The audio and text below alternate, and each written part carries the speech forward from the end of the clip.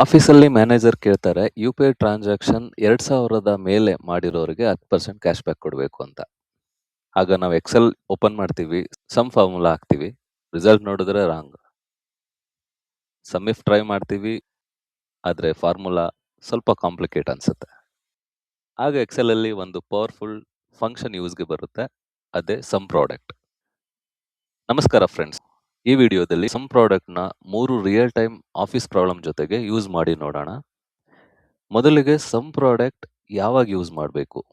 Simple problems ಇದ್ರೆ some ಫಂಕ್ಷನ್ಸ್ನ use ಮಾಡ್ಬೋದು. Conditions ಇದ್ರೆ ಸಮ್ ಇಫ್ನ ಯೂಸ್ ಮಾಡ್ಬೋದು. ಸಮ್ ಇಫ್ಸ್ಗೆ ಸ್ವಲ್ಪ ಲಿಮಿಟೇಷನ್ಸ್ ಇದೆ. ಆರ್ ಕಂಡೀಷನ್ಸ್ನ ಈಸಿಯಾಗಿ ಮಾಡೋಕ್ಕಾಗಲ್ಲ. ಫಾರ್ಮುಲಾ ಒಳಗೆ ಕ್ಯಾಲ್ಕುಲೇಷನ್ಸ್ ಮಾಡೋದು ಕಷ್ಟ ಆಗುತ್ತೆ. For an example 10% discount apply ಮಾಡೋದು ಫಾರ್ಮುಲನ್ನ ಕಾಂಪ್ಲಿಕೇಟ್ ಮಾಡುತ್ತೆ, ತುಂಬ ಲೆಂತಿ ಅನಿಸುತ್ತೆ. ಆದರೆ ಸಮ್ ಪ್ರಾಡಕ್ಟ್ ಒಂದು ಗೋಲಿ ನಿಮಗೆ ಈಸಿಯಾಗಿ ರಿಸಲ್ಟ್ನ ಕೊಡುತ್ತೆ. ಹೀಗಾಗಿ ಸಮ್ ಪ್ರಾಡಕ್ಟ್ ಅಡ್ವಾನ್ಸ್ ಆಗಿದೆ. ಅದು ಹೇಗೆ ಅನ್ನೋದು ಕೇಸ್ ಬೈ ಕೇಸ್ ತಿಳಿತಾ ಹೋಗೋಣ. ಈಗ ಫಸ್ಟ್ ಕೇಸ್ ನೋಡೋಣ. 10% ಕ್ಯಾಶ್ ಬ್ಯಾಕ್ ಅಪ್ಲೈ ಆಗಬೇಕು ಎಲ್ಲಿ 2000ಗಿಂತ ಜಾಸ್ತಿ ಯು-ಪಿ-ಐ ಟ್ರಾನ್ಸಾಕ್ಷನ್ ಆಗಿರುತ್ತೆ. ಈಗ ಸಮ್ ಫಂಕ್ಷನ್ ಯೂಸ್ ಮಾಡಿ ನಾವು ಈ ರಿಸಲ್ಟ್ ತಗೊಬೋದಾ ಅಂತ ನೋಡೋದಾದ್ರೆ ಸಮ್ ಫಂಕ್ಷನಿಂದ ಆಗಲ್ಲ. ಯಾಕೆ ಅಂದರೆ ಸಮ್ ಫಂಕ್ಷನ್ ಯು-ಪಿ-ಐ ಪೇಮೆಂಟ್ಸ್ ಅಥವಾ ಡೆಪಾಸಿಟ್ಸ್ ಅಂತ ಫಿಲ್ಟರ್ ಮಾಡೋದಕ್ಕೆ ಸಮ್ ಫಂಕ್ಷನಿಂದ ಸಾಧ್ಯ ಇಲ್ಲ. ಹಾಗೆ ಸಮ್ ಇಫ್ ಟ್ರೈ ಮಾಡಿದ್ರೆ ಖಂಡಿತ ಮಾಡ್ಬೋದು. ಬಟ್ ಇದರಲ್ಲಿ ಮತ್ತೆ 10% ಕ್ಯಾಶ್ ಬ್ಯಾಕ್ ಆ್ಯಡ್ ಮಾಡೋದಕ್ಕೆ ನಾನು ಇನ್ನೊಂದು ಫಾರ್ಮುಲಾ ರೈಟ್ ಮಾಡಬೇಕು. ಆಗ 2 ಫಾರ್ಮುಲಾನ ಮರ್ಜ್ ಮಾಡೋ ರೀತಿ ಆಗುತ್ತೆ. ಸಮ್ ಇಫ್ ಫಾರ್ಮುಲಾ ತುಂಬ ಸ್ವಲ್ಪ ದೊಡ್ಡದಾಗುತ್ತೆ. ಇಂಥ ಸಂದರ್ಭದಲ್ಲಿ ಮಲ್ಟಿಪಲ್ ಕಂಡೀಷನ್ಸ್ ನಾವು ಯೂಸ್ ಮಾಡುವಂಥ ಕೇಸ್ ಬಂದಾಗ ಕಾಂಪ್ಲೆಕ್ಸ್ ಪ್ರಾಬ್ಲಮ್ಸ್ಗೆ ಸಮ್ ಪ್ರಾಡಕ್ಟ್ ಯೂಸ್ ಮಾಡ್ಬೋದು ಓವರ್ ಸಮ್ ಮತ್ತು ಸಮ್ ಇಫ್. ಈಗ ಸಮ್ ಪ್ರಾಡಕ್ಟ್ ಫಾರ್ಮುಲಾ ರೈಟ್ ಮಾಡ್ತೀನಿ. ಸಮ್ ಪ್ರಾಡಕ್ಟ್ ಅರೆ ಟ್ರಾನ್ಸಾಕ್ಷನ್ ಟೈಪ್, ಅದಕ್ಕೆ ಟ್ರಾನ್ಸಾಕ್ಷನ್ ಟೈಪ್ ಸೆಲೆಕ್ಟ್ ಮಾಡ್ತಾ ಇದ್ದೀನಿ, ಈಕ್ವಲ್ಸ್ ಟು ಯು-ಪಿ-ಐ ಪೇಮೆಂಟ್ಸ್. ಹಾಗೆ next conditions amount more than 2000 ಇರಬೇಕು. ಈಗ ಅಮೌಂಟ್ ವ್ಯಾಲ್ಯೂಸ್ ಎಲ್ಲ ನೆಗೆಟಿವ್ ಇರೋದ್ರಿಂದ ಯು-ಪಿ-ಐ ಪೇಮೆಂಟ್ಸ್ ಅದನ್ನು ಪಾಸಿಟಿವ್ ಮಾಡೋದಕ್ಕೋಸ್ಕರ ABS ಫಂಕ್ಷನ್ ಯೂಸ್ ಮಾಡ್ತೀನಿ. ABS ನೆಗೆಟಿವಿಂದ ಪಾಸಿಟಿವ್ ಆಗಿ ಕನ್ವರ್ಟ್ ಮಾಡುತ್ತೆ. ABS amount column from Z4 to Z46 greater than 2000 into ರಿಸಲ್ಟಲ್ಲಿ ನನಗೆ 10% ಕ್ಯಾಶ್ ಬ್ಯಾಕ್ ಅಪ್ಲೈ ಆಗಬೇಕು. ಹೀಗಾಗಿ 10% ಅಂದರೆ 0.1 ಇಂಟು ಮತ್ತೆ ABS ಯೂಸ್ ಮಾಡ್ತಿದ್ದೀನಿ, ಮತ್ತು ನೆಗೆಟಿವ್ ವ್ಯಾಲ್ಯೂಸ್ನ ಪಾಸಿಟಿವ್ ಆಗಿ ಕನ್ವರ್ಟ್ ಮಾಡೋದಕ್ಕೆ. ಈಗ ಅಮೌಂಟ್ ಕಾಲಮ್ನ ಸೆಲೆಕ್ಟ್ ಮಾಡ್ತೀನಿ.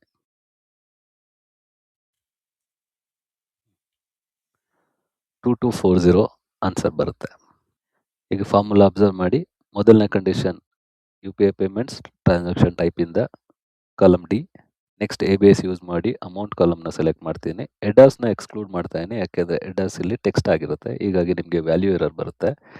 Z4 ಟು Z46 ಮಾತ್ರ ಸೆಲೆಕ್ಟ್ ಮಾಡಿದ್ದೀನಿ. ನೆಕ್ಸ್ಟ್ ಕಂಡೀಷನ್ ರಿಸಲ್ಟ್ ಆಗಿ ನನಗೆ 10% ಅಪ್ಲೈ ಆಗಿರುವಂಥ ಅಮೌಂಟ್ ಬೇಕು.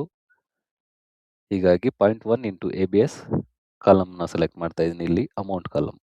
ಟೋಟಲ್ ನಮ್ಗೆ ಆನ್ಸರ್ ಆಗಿ 2240 ಬರ್ತಾ ಇದೆ.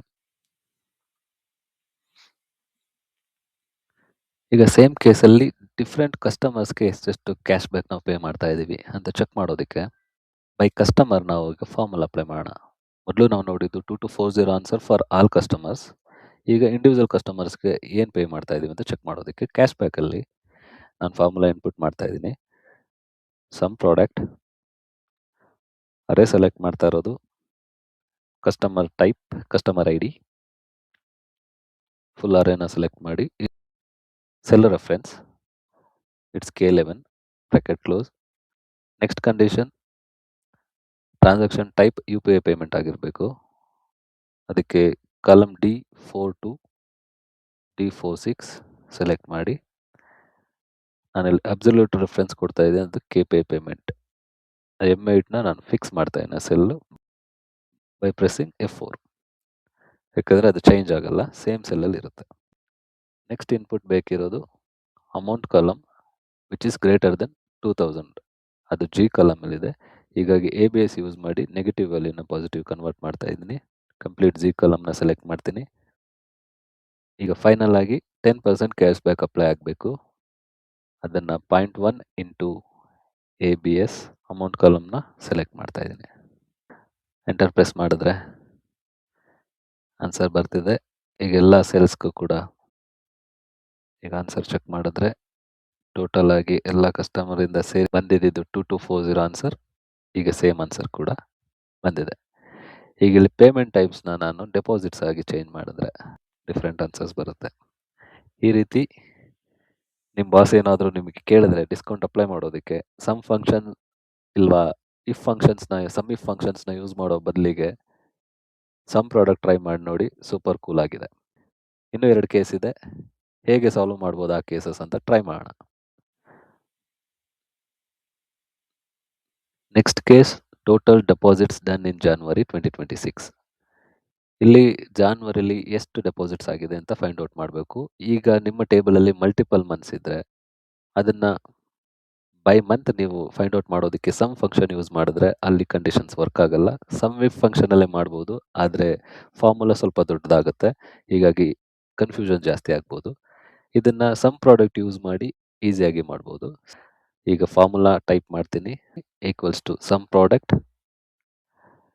ಡೇಟ್. ಈಗ ನಮಗೆ ಎ ಕಾಲಮಲ್ಲಿದೆ. ಈಗ ನಮ್ಮ ಮಂತಿಂದ ನಾವು ಸರ್ಚ್ ಮಾಡ್ತಿರೋದ್ರಿಂದ ಮಂತ್ ಫಂಕ್ಷನ್ ಇನ್ಪುಟ್ ಮಾಡಿ A column A4 to A46 ರೇಂಜ್ನ ಸೆಲೆಕ್ಟ್ ಮಾಡ್ತಾ ಇದ್ದೀನಿ. Equals to month number 1 January 1 ಅಂತ ಸೆಲೆಕ್ಟ್ ಮಾಡ್ತೀನಿ. Bracket close. Next condition into ಇಂದ ಮಲ್ಟಿಪ್ಲೈ ಮಾಡಿ ನೆಕ್ಸ್ಟ್ ಕಂಡೀಷನ್ ರೈಟ್ ಮಾಡ್ತಾ ಇದ್ದೀನಿ. ಟ್ರಾನ್ಸಾಕ್ಷನ್ ಟೈಪ್ ಬೇಕಿರೋದು ಡೆಪಾಸಿಟ್ಸ್, ಹೀಗಾಗಿ D4 to D46 ಸೆಲೆಕ್ಟ್ ಮಾಡಿ ಈಕ್ವಲ್ಸ್ ಟು ಡೆಪಾಸಿಟ್ ಅಂತ ಡಬಲ್ ಕೋಟಲ್ಲಿ ಬರೀತೀನಿ. Bracket close. Next into use ಮಾಡಿ ನೆಕ್ಸ್ಟ್ ಕಂಡೀಷನ್ ಜಿ ಕಾಲಮಲ್ಲಿರುವಂಥ ವ್ಯಾಲ್ಯೂನ ಸಮ್ ಮಾಡಬೇಕು. ಜಿ ಕಾಲಮ್ನ ಸೆಲೆಕ್ಟ್ ಮಾಡಿ ಬ್ರ್ಯಾಕೆಟ್ ಕ್ಲೋಸ್ ಮಾಡ್ತಾ ಇದ್ದೀನಿ. 16.500 ಅಂತ ಆನ್ಸರ್ ಬರುತ್ತೆ. ಇದು ಟೋಟಲ್ ಜಾನ್ವರಿಯಲ್ಲಿ ಆಗಿರುವಂಥ ಡೆಪಾಸಿಟ್ಸ್. ಇನ್ ಕೇಸ್ ಫೆಬ್ರವರಿಲಿ ಬೇಕು ಅಂದರೆ ಇಲ್ಲಿ ಫೆಬ್ಬಲ್ಲಿ ನನಗೆ 2 ಟ್ರಾನ್ಸಾಕ್ಷನ್ಸ್ ಮಾತ್ರ ಇದೆ ನನ್ನ ಶೀಟಲ್ಲಿ. 16,000 ಆನ್ಸರ್ ಬರಬೇಕು.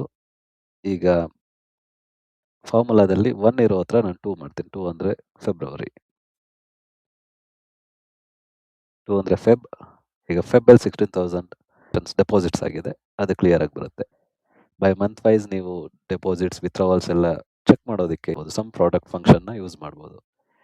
ಕೇಸ್ ನಂಬರ್ 2 ಕ್ಲಿಯರ್ ಆಗಿದೆ ಅಂತ ಅನ್ಕೊತೀನಿ. ಈಗ ನೆಕ್ಸ್ಟ್ ಕೇಸ್ 3.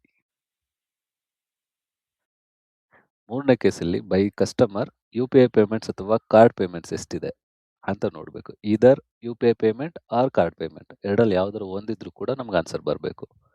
ಈಗ ಸಮ್ ಪ್ರಾಡಕ್ಟ್ ಫಾರ್ಮುಲಾ ಟೈಪ್ ಮಾಡ್ತೀನಿ. ಸಮ್ ಪ್ರಾಡಕ್ಟ್ ಮೊದಲನೇ condition customer ID B4 to B46 equals to customer C1001.